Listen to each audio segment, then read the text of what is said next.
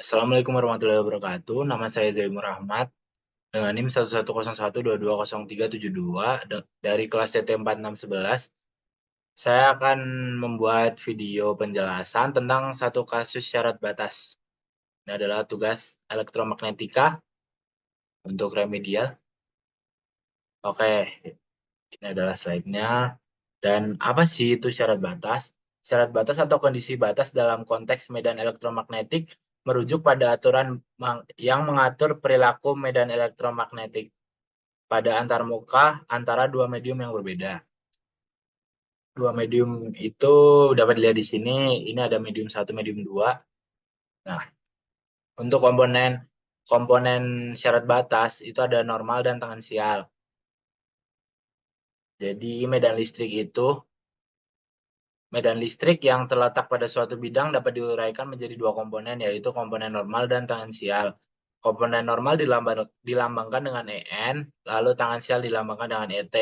Untuk komponen normal, itu adalah komponen yang tegak lurus dengan bidang.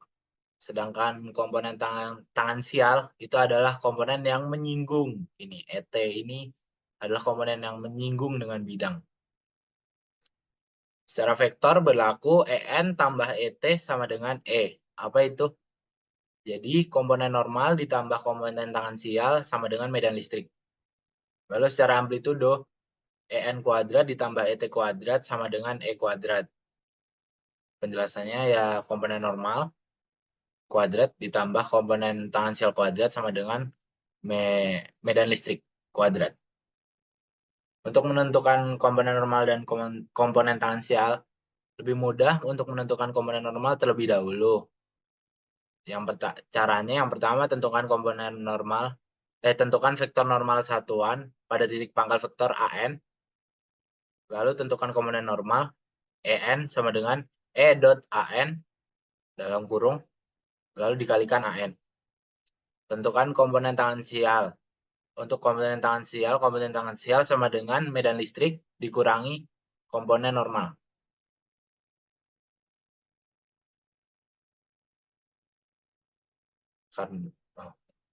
Untuk syarat batas medan listrik, karena vektor pada suatu permukaan dapat diuraikan menjadi komponen normal dan tangensial, lebih mudah dilakukan komponen normal dan tangensial seperti tadi. Jadi untuk media 1 dan media 2 itu komponennya tetap berbeda. Ada komponen normal media 1, ada komponen normal media 2. Lalu begitu pun juga tangensial dan medan listriknya. Untuk syarat batas medan listrik yang pertama menggunakan hukum Gauss. Hukum Gauss ini dapat dilihat dengan dot produk yang ada di sini dengan rumusnya N dot dalam kurung D1 dikurangi D2 sama dengan rho S atau D1N dikurangi D2N sama dengan rho S. Apa itu D1? D1 adalah epsilon 1 dikali E1 atau rapat flux listrik di media 1. Untuk D2 epsilon 2 E2 adalah rapat flux listrik di media 2. Untuk rho S rapat muatan di permukaan batas. Lalu untuk syarat batas yang kedua menggunakan hukum Faraday, yaitu N cross E1 dalam kurung E1 dikurangi E2 sama dengan 0. Atau E1T dikurangi E2T sama dengan 0. E1 adalah medan listrik di media 1, E2 adalah medan listrik di media 2. Contohnya, lalu kita lanjut ke syarat batas medan magnet. Syarat batas medan magnet sama menggunakan hukum Gauss juga, N dot B1 dikurang B2 sama dengan 0. Nah, bedanya di sini. Kalau tadi kan sama dengan 0-nya di hukum Faraday. Nah, di sini rho S, sedangkan di medan magnet sama dengan N dot B1 dikurang B2-nya sama dengan 0. Ini terdapat pada hukum Gauss, sedangkan tadi terdapat pada hukum Faraday. Ini N dot B1 min B2 sama dengan 0 atau B1N dikurangi B2N sama dengan 0. Nah, B1 dan B2 itu rapat flux magnet. Angka 1 dan angka 2 ini menandakan medianya, media 1 dan media 2. Lalu untuk hukum Faraday-nya N cross dalam kurung H1 min H2 kurung tutup sama dengan JS, atau H1T min H2T sama dengan JS. JS adalah rapat arus permukaan. Untuk H1 dan H2 itu adalah intensitas magnet. Angka 1 dan angka 2 menandakan medianya, media 1 dan media 2. Untuk contohnya, di sini saya akan mengambil dari yang syarat batas medan magnet saja.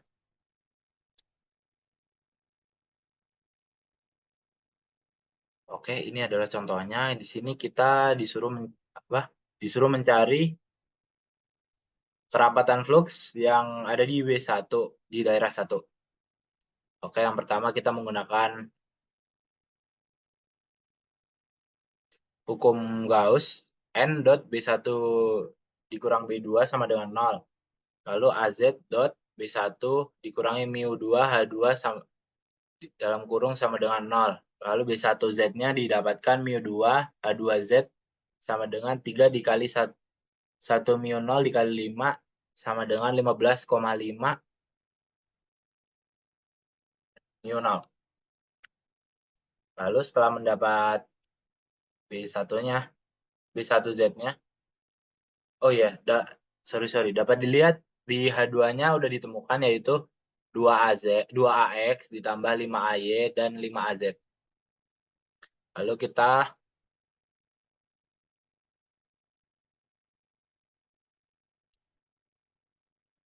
mencari komponen tangan sialnya menggunakan N cross H1 min H2 sama dengan 0. Di sini diperoleh H1 sama dengan H1X sama dengan H2X, H1Y sama dengan H2Y.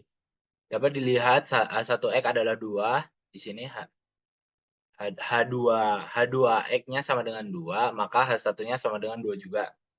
Lalu untuk H2Y-nya di sini sama dengan 5, di sini 5 juga.